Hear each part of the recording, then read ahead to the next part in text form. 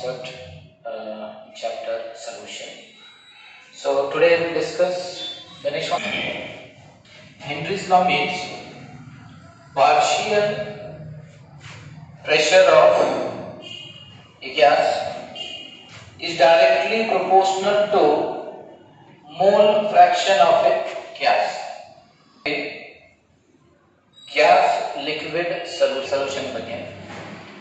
So in the P under partial pressure of gas, X under mole fraction of gas.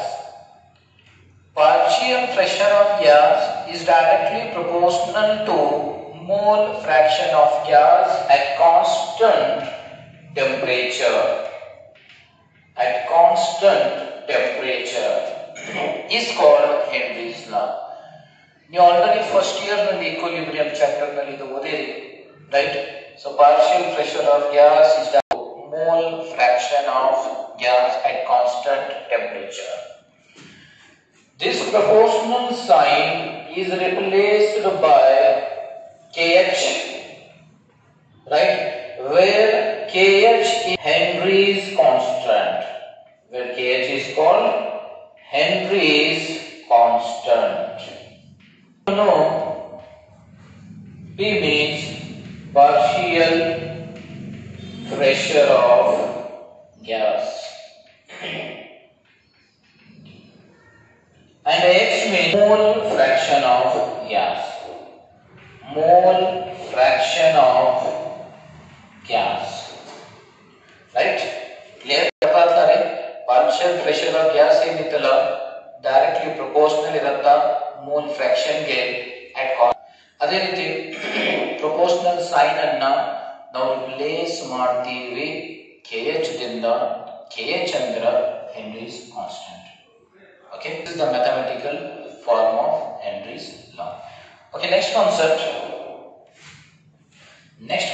is significance of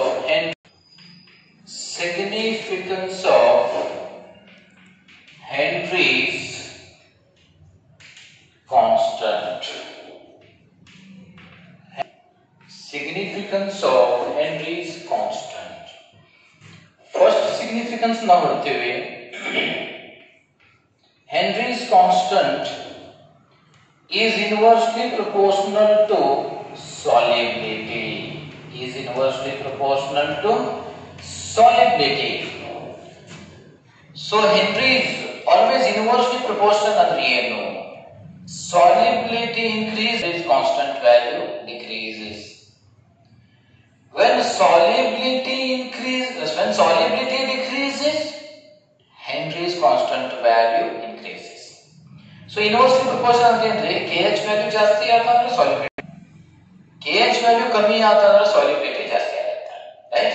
Always if you take any gas, solubility means they are having low KH value. Okay, this is the first significance. Second significance, KH value is different for KH value is different for different gases. Different gases. ಇಲ್ಲಿ KH value ಏನಿದೆಯಲ್ಲ ಪ್ರತಿ ಒಂದು ಗ್ಯಾಸಿಗೆ ಅದರ value ಬೇರೆ ಬೇರೆ ಇರುತ್ತೆ. For example hydrogen ತಗೋದ್ರೆ ಅದರ KH ವ್ಯಾಲ್ಯೂ ಬೇರೆ. If you take oxygen KH value ಬೇರೆ ಇರುತ್ತೆ. ಇಫ್ ಯು ಟೇಕ್ ನೈಟ್ರೋಜನ್ ಇದೆಲ್ಲ KH ವ್ಯಾಲ್ಯೂ ಏನಿದೆ ಬೇರೆ ಇರುತ್ತೆ. Okay, so second KH value is different for different gases. Okay, so third one is Henry's constant value. KH value is directly proportional. Henry's constant value is directly proportional to temperature. When temperature increases, KH value also increases. When temperature decreases, KH value also decreases. Right? ಇದು directly proportional ಇರುತ್ತದೆ. ಯಾವಾಗ temperature ನೀವು ಜಾಸ್ತಿ ಮಾಡಿದ್ರೆ ತಿಳ್ಕೊಳ್ಳಿ KH value temperature ಕಮ್ಮಿ ಮಾಡಿದ್ರೆ KH value ಏನೈತಿ ಕಮ್ಮಿ ಆಗುತ್ತೆ. These three significance of Henry's constant. So first significance, Henry's constant is inversely proportional to solubility. Henry's constant value is different for different gases. And third one is Henry is proportional to temperature. Okay. So ಅದೇ ರೀತಿ ನಾವು ಹೇಳ್ತೀವಿ fourth ಒಂದು notes ಅಲ್ಲಿ ನಾನು ಬರ್ದೇನಿ, but ನೀವು ಅದು ಅವಶ್ಯಕತೆ ಇಲ್ಲ ಬರೆಯೋದು. ಅಲ್ಲಿ ಫೋರ್ತ್ ಒಂದು ಪಾಯಿಂಟ್ ಎಕ್ಸ್ಟ್ರಾ ಏನು ಬರ್ತದೆ ಅಂದ್ರೆ Henry's constant value increases, solubility is decreases. Already na first point ನಲ್ಲಿ ಅದು ಕವರ್ ಮಾಡಿ. Okay. So the third point, fourth point ಏನಿದೆ significance ನೀವು ಬರೆಯೋದು ಅವಶ್ಯಕತೆ ಇಲ್ಲ. The significance of Henry's constant. Okay.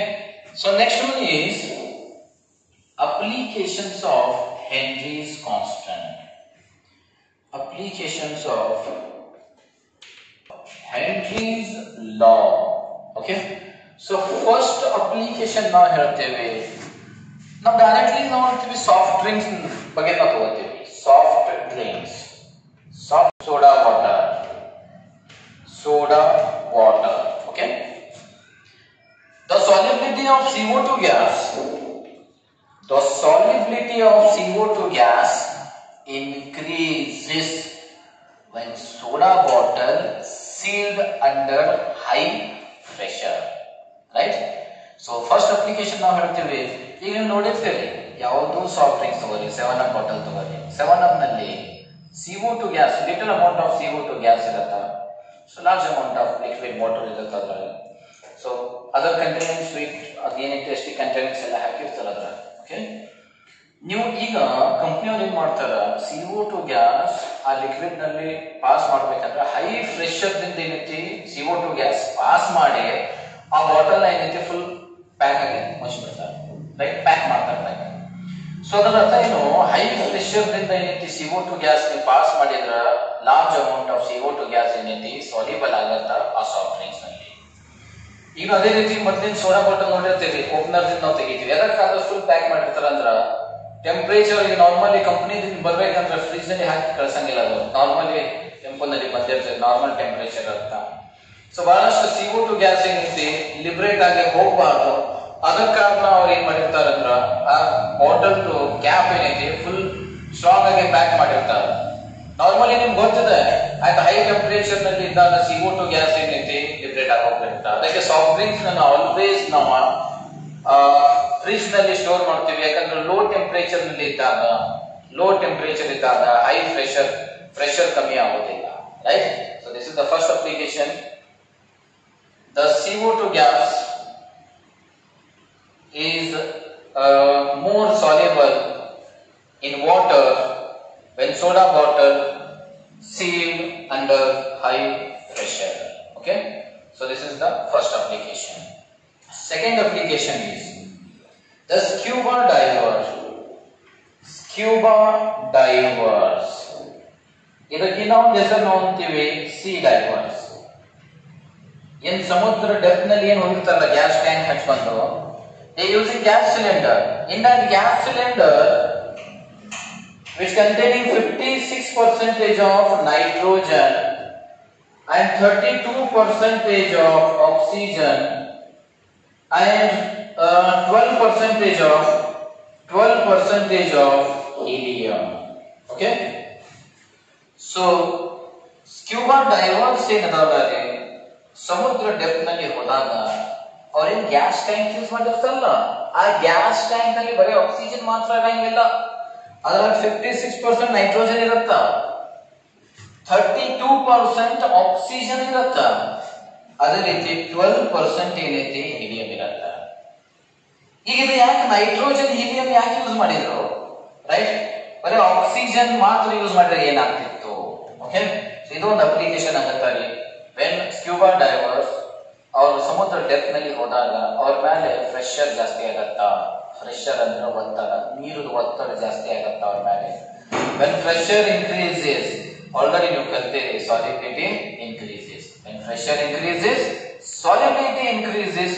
ಅದ ಕಾರಣ ಏನಾಗತ್ತ ಅಂದ್ರ ಅವ್ರ ಮೇಲೆ ಒತ್ತಡ ಜಾಸ್ತಿ ಆದ್ರ ಆಕ್ಸಿಜನ್ ಬಹಳ ಡಿಸಾಲ್ವ್ ಆಗತ್ತ. ಆ ಪ್ರೆಷರ್ ಅನ್ನ ಅವ್ರು ಕಂಟ್ರೋಲ್ ಮಾಡಿ ಸಂಬಂಧ ಏನೈತಿ ನೈಟ್ರೋಜನ್ ಗ್ಯಾಸ್ ಅನ್ನ ಯೂಸ್ ಮಾಡಿರ್ತಾರ. ಓಕೆ. ಈಗ ನೈಟ್ರೋಜನ್ ಏನೈತಿ ಆ ಪ್ರೆಷರ್ ನ ಕಂಟ್ರೋಲ್ ಮಾಡಕ್ ಯೂಸ್ ಮಾಡಿರು, ಇದು ನಮ್ಗೆ ಅರ್ಥ ಆಯ್ತು. ಈ ಹೀಲಿಯಂ ಯಾಕೆ ಯೂಸ್ ಮಾಡಿರು? Helium, what is the use of helium? When scuba diver come out, scuba diver ಏನಲ್ಲ ಸಮುದ್ರ ಡೆಪ್ತ್ ನಿಂದ ಮೇಲೆ ಬಂದ ತಕ್ಷಣ ಇದು ಏನೈತಿ ನಮ್ಗೆ ಗೊತ್ತಿದೆ, ಪ್ರೆಷರ್ ಅನ್ನ ಮೇಂಟೈನ್ ಮಾಡಿತ್ತು ನೈಟ್ರೋಜನ್. ಈಗ ಮ್ಯಾಲೆ ಬಂದ ತಕ್ಷಣ nitrogen gas come out in the form of bubbles. Nitrogen gas come out in the form of bubbles. ಆ ಬಬಲ್ಸ್ ಏನ್ ಬಂದು ಅಂದ್ರೆ ಇನ್ ಕೇಸ್ ಯಾವ್ದ್ರೆ ನಮ್ದು ಮಸಲ್ಸ್ ನಲ್ಲಿ ಯಾವ್ದ್ರೆ ಬಬಲ್ ಬಂದು, ಇನ್ ಕೇಸ್ ಬ್ರೈನ್ ನಲ್ಲಿ ಬಂದ್ರ ಆ ಮನುಷ್ಯ ಕೋಮಾನಲ್ಲಿ ಹೋಗೋ ಚಾನ್ಸಸ್ ಆಗತ್ತ, ಬಹಳ ಪೇನ್ಫುಲ್ ಆಗತ್ತ. ಆ ಬಬಲ್ಸ್ ಅನ್ನ ಬ್ರೇಕ್ ಮಾಡ್ಲಿ ಸಂಬಂಧ ಏನೈತಿ ನಾವು ಹೀಲಿಯಂ ಗ್ಯಾಸ್ ಅನ್ನ ಯೂಸ್ ಮಾಡ್ತೀವಿ. In case helium gas use ಮಾಡಲಿಲ್ಲ, ಬರೀ ನೈಟ್ರೋಜನ್ ಆಕ್ಸಿಜನ್ ಮಾತ್ರ ಯೂಸ್ ಮಾಡಿರ್ತೀವಿ, ಬರೀ ಅವ್ನ ಸ್ಕ್ಯೂಬಾ ಡೈವರ್ ಮೇಲೆ ಬಂದ ತಕ್ಷಣ ಅವ್ನ್ ಪೇನ್ಫುಲ್ ಇದೆ. ಯಾಕಂದ್ರೆ nitrogen gas come out in the form of bubbles. That bubbles causes bends disease. ಅದಕ್ಕೆ ನಾವು ಅಂತೀವಿ ಬೆನ್ಸ್ ಡಿಸೀಸ್ ಅಂತ ನಾವು ಕರಿತೀವಿ. ಈ ಬೆನ್ಸ್ ಡಿಸೀಸ್ ಬಂದ್ಬಿಡತ್ತಾ. ಈ ಬೆನ್ಸ್ ಡಿಸೀಸ್ ಬರ್ಬಾರ್ದು ಸಂಬಂಧ ಏನೈತಿ ನಾವು 12% ಏನ್ ಮಾಡಿರ್ತೀವಿ, ಹೀಲಿಯಂ ಯೂಸ್ ಮಾಡಿರ್ತೀವಿ. ಯಾಕಂದ್ರೆ ನೋಬಲ್ ಗ್ಯಾಸ್ ಅದು ಎರಡು ಸಲ ರಿಯಾಕ್ಟ್ ಆಗೋದಿಲ್ಲ, ರೈಟ್. ಈಗ ನೈಟ್ರೋಜನ್ ಗ್ಯಾಸ್ ಬರೋ ಟೈಮಲ್ಲಿ ಬಬಲ್ ಫಾರ್ಮೇಶನ್ ಆದ್ರೆ ಹಿಂದೆ ಏನೈತಿ ಒಡ್ಕೊಂಡ್ ಬಂದ್ಬಿಡುತ್ತೆ. ಆ ಬಬಲ್ಸ್ ಅನ್ನ ಬ್ರೇಕ್ ಮಾಡುತ್ತಾ ಇದೆ ಹೀಲಿಯಂ. ಅದಕ್ಕಾಗಿ ಏನೈತಿ ನಾವು ಹೀಲಿಯಂ ಅನ್ನ ಯೂಸ್ ಮಾಡ್ತೀವಿ. Okay, so clear. So third application is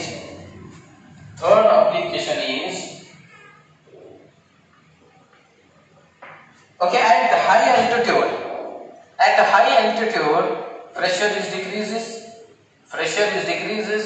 Normally solubility ಏನಾಗತ್ತಾ, ಡಿಕ್ರೀಸ್ ಆಗತ್ತಾ. ಯಾಕಂದ್ರೆ ನೀವು ಯಾವಾಗ ನೋಡ್ರಿ ಹಿಮಾಲಯ ಪರ್ವತದಲ್ಲಿ ಹೋಗ್ಬೇಕಂದ್ರ ಅವರು ಏನೈತಿ ಆರ್ಟಿಫಿಷಿಯಲ್ ಗ್ಯಾಸ್ ತಗೊಂಡ್ ಹೋಗ್ಬಿಡ್ತಾರೆ, ಆರ್ಟಿಫಿಷಿಯಲ್ ಆಕ್ಸಿಜನ್ ನ ತಗೊಂಡ್ ಹೋಗ್ತಾರೆ. ಯಾಕಂದ್ರ ಎಷ್ಟು ಹೈ ಆಲ್ಟಿಟ್ಯೂಡ್ ಮೇಲೆ ನೀವು ಏನ್ ಹೋಗ್ತಿರಲ್ಲ ಅಲ್ಲಿ ಆಕ್ಸಿಜನ್ ಕಂಟೆಂಟ್ ಕಮ್ಮಿ ಆಗತ್ತಾ, ರೈಟ್.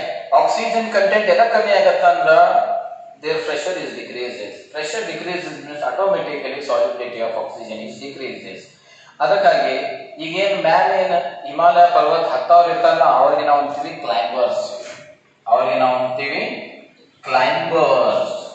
ಸೊ ಕ್ಲೈಂಬರ್ಸ್ ಗೆ ಯಾವ ಡಿಸೀಸ್ ಬರುತ್ತಾ ಅಂದ್ರ ಅನಾಕ್ಸಿಯಾ. ಇನ್ ಕೇಸ್ ಹಿಮಾಲಯ ಪರ್ವತ ಹತ್ತೋ ಟೈಮ್ನಲ್ಲಿ ಅವ್ರ ಆರ್ಟಿಫಿಷಿಯಲ್ ಆಕ್ಸಿಜನ್ ಗ್ಯಾಸ್ ಒಯ್ಯಲಿಲ್ಲ ಅಂದ್ರ ಅವ್ರಿಗೆ ಏನ್ ಡಿಸೀಸ್ ಬರುತ್ತಾ ಅಂದ್ರ ಅನಾಕ್ಸಿಯಾ ಡಿಸೀಸ್ ಬರುತ್ತಾ. Anoxia means the climber unable to think clearly. ಅವ್ನು ಗೊತ್ತಾಗಂಗಿಲ್ಲ ನಾವು ಯಾರು ಅನ್ನೋದು, ರೈಟ್. ಅವ್ನ ತನ್ನ ಐಡೆಂಟಿಟಿನ ಕಳ್ಕೊಂಡ್ ಬಿಡ್ತಾನ. ಅದಕ್ಕಾಗ ಏನೈತಿ ಅಲ್ಲಿ ಕ್ಲೈಂಬರ್ಸ್ ಏನದಲ್ಲ ಆರ್ಟಿಫಿಷಿಯಲ್ ಆಕ್ಸಿಜನ್ ಟ್ಯಾಂಕ್ ಏನೈತಿ ಅವ್ರ ಮೇಲೆ ಒಯ್ದಿರ್ತಾರೆ. ಯಾಕಂದ್ರೆ ಕಂಪಲ್ಸರಿ ಬೇಕು. ಈಗ ಚಂದ್ರ ಮೇಲೆ ಹೋಗ್ಬೇಕಂದ್ರೆ ಅಲ್ಲಿ ಆಕ್ಸಿಜನ್ ಇಲ್ಲ, ಆಕ್ಸಿಜನ್ ಕಂಟೆಂಟ್ ತೊಗೊಂಡು ಹೋಗ್ತಾರೆ, ಆಕ್ಸಿಜನ್ ಟ್ಯಾಂಕ್ ಹಾಕೊಂಡು ಹೋಗ್ತಾರೆ. ಸೊ ಅದೇ ರೀತಿ these are the applications of Henry's law.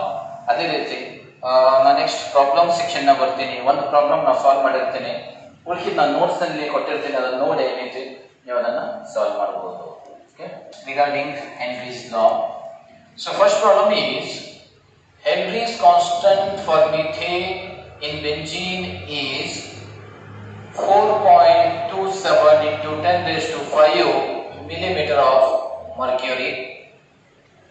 Calculate the solubility or mole fraction of methane at 298 Kelvin is 760 millimeter of mercury. So ಇಲ್ಲಿ ಏನು ಕೊಟ್ಟಾನ ಅಂದ್ರಮ್ಮ KH ವ್ಯಾಲ್ಯೂ ಕೊಟ್ಟಾನು, ಪ್ರೆಷರ್ ನ ಕೊಟ್ಟಾನು. ಈಗ ನೀವು ಮೋಲ್ ಫ್ರಾಕ್ಷನ್ ಕಂಡುಹಿಡಿಯಬೇಕು. ಮೋಲ್ ಫ್ರಾಕ್ಷನ್ ಅಂತ ಈಕ್ವಲ್ ಸೋಲಿಬಿಲಿಟಿ. ಓಕೆ, ಈಗ ನಾವು ಫಾರ್ಮುಲಾ ಯೂಸ್ ಮಾಡ್ತೀವಿ, ನಮ್ಗೆ ಗೊತ್ತಿದೆ mathematical form of Henry's law is so P is equal to KH into H. ಸೊ ನಾವು ಇಲ್ಲಿ ಫೈಂಡ್ ಔಟ್ ಮಾಡೋದು methane, mole fraction of methane ನಾವು ಕಂಡುಹಿಡಿಯಬೇಕು, ರೈಟ್. ಸೋಲಿಬಿಲಿಟಿ ಆಫ್ ಮೀಥೇನ್ ನಾವು ಕಂಡುಹಿಡಿಯಬೇಕು. ಈ ಫಾರ್ಮುಲಾ ಚೇಂಜ್ ಆಗುತ್ತಾ, mole fraction is equals to P by KH. ಇಲ್ಲಿ ಪ್ರೆಷರ್ ಅವ್ರು ಕೊಟ್ಟವರು 760 millimeter of mercury divided by KH value ಕೊಟ್ಟಾನವ 4.27 into 10 raised to 5 millimeter of mercury. So ಇದನ್ನ ಡಿವೈಡ್ ಮಾಡಿದಾಗ ಆನ್ಸರ್ ಸಿಗುತ್ತಾ 177.985 into 10 raised to -5. ನೀವು ಬೇಕಂದ್ರೆ ಇದು ಡೆಸಿಮಲ್ ಪಾಯಿಂಟ್ ಅನ್ನ ಸರ್ಸ್ಬಹುದು. ಸೊ ಅದನ್ನ ಯಾವ point ಸರ್ಸಿದ್ರೆ 1.779 into 10 raised to -3. This is the mole fraction of methane. So ಈ ರೀತಿ ನೀವು ಏನೈತಿ ಪ್ರಾಬ್ಲಮ್ಸ್ ನ ಕ್ಯಾಲ್ಕುಲೇಟ್ ಮಾಡಬೇಕು. ನಾನು ನೋಟ್ಸ್ ನಲ್ಲಿ ಒಂದು ಪ್ರಾಬ್ಲಮ್, ಒಂದು ಅಥವಾ ಎರಡು ಪ್ರಾಬ್ಲಮ್ ನ ಕೊಟ್ಟಿರ್ತೇನೆ, ನಾ ಸಾಲ್ವ್ ಮಾಡಿರ್ತೀನಿ. ನೀವು ದಯವಿಟ್ಟು ನೋಡಿ ಅದನ್ನು ಸಾಲ್ವ್ ಮಾಡಕ್ ಹೋಗ್ಬೇಡ್ರಿ.